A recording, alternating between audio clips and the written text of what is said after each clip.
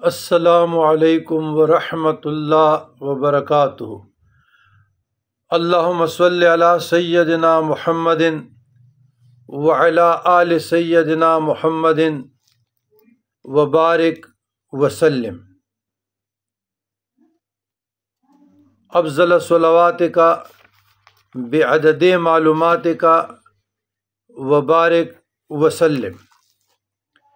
برادران اسلام، اعمال قرآنی سے مخلوق خدا کی بے لوث خدمت، تعلیم اور تعلم کا جاری ہے۔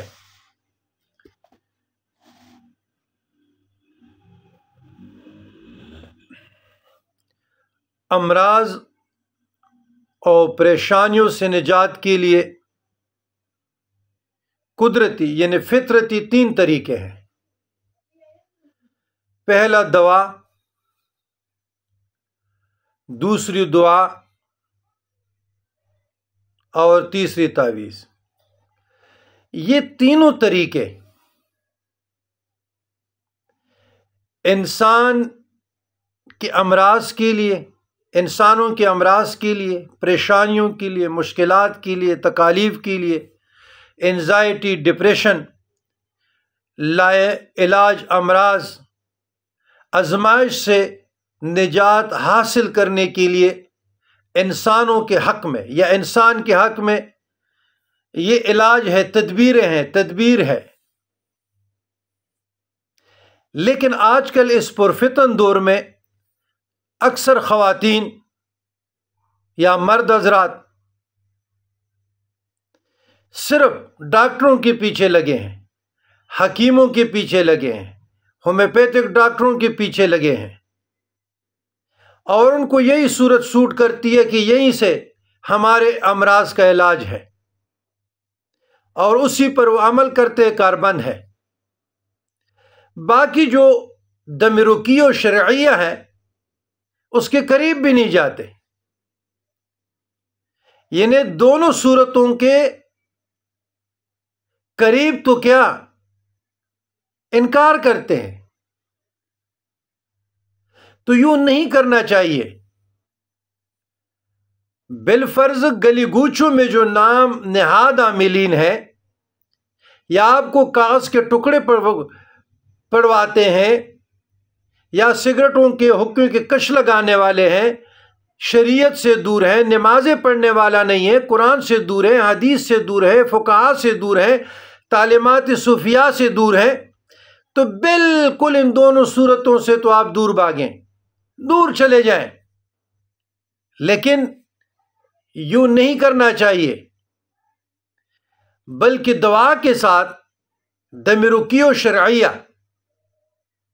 یعنی وہ مسنون اذکار جو ذخیرہ حدیث میں آئی ہیں، وہ اعمال قرآنی جو احادیث میں صحیح سند کے ساتھ آئی ہیں یا بزرگان دین کے مجربات میں سے ہیں، وہ پڑھنی چاہیے، یقین کے ساتھ، خشوع خضوع کے ساتھ، ذوق شوق کے ساتھ اس پہ عمل کرنا چاہیے۔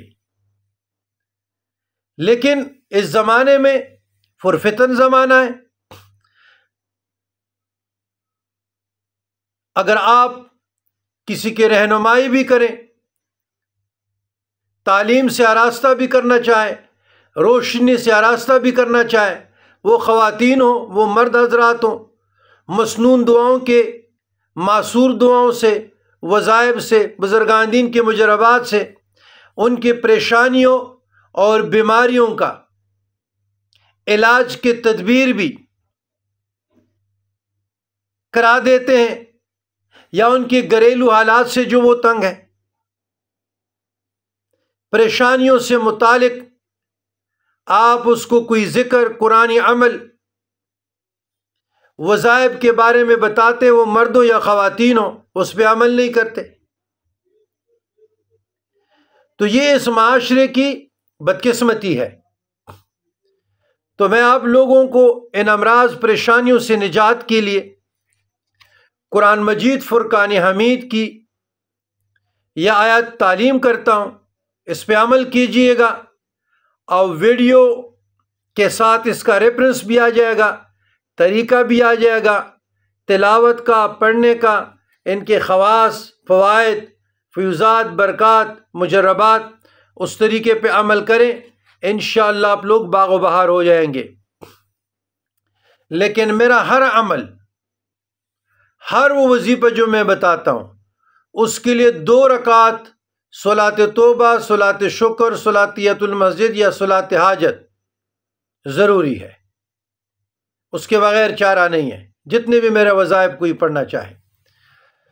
تو آپ 2 رکعت صلاۃ نفل پڑھیں، پھر اس کے بعد 1 مرتبہ سورۃ فاتحہ، پھر درود ابراہیمی، پھر اس کے بعد بسم اللہ پڑھیں اور یہ آیات پڑھیں، بسم اللہ الرحمن الرحیم، ان ربکم اللہ الذی خلق السماوات والارض فی 6 ایام ثم استوى علی العرش یغشی اللیل النہار یطلبہ حثیثا والشمس والقمر والنجوم مسخرات بأمرہ الا له الخلق والامر تبارک اللہ رب العالمین ادعوا ربکم تضرعا وخفیۃ انہ لا يحب المعتدین۔